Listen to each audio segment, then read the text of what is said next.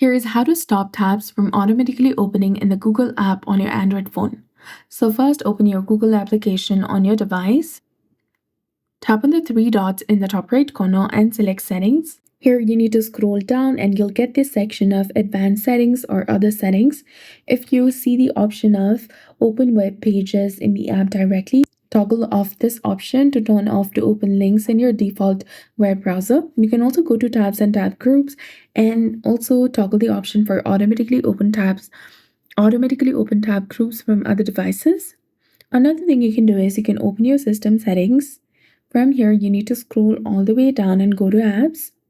Now look for the default apps section in the top and select it.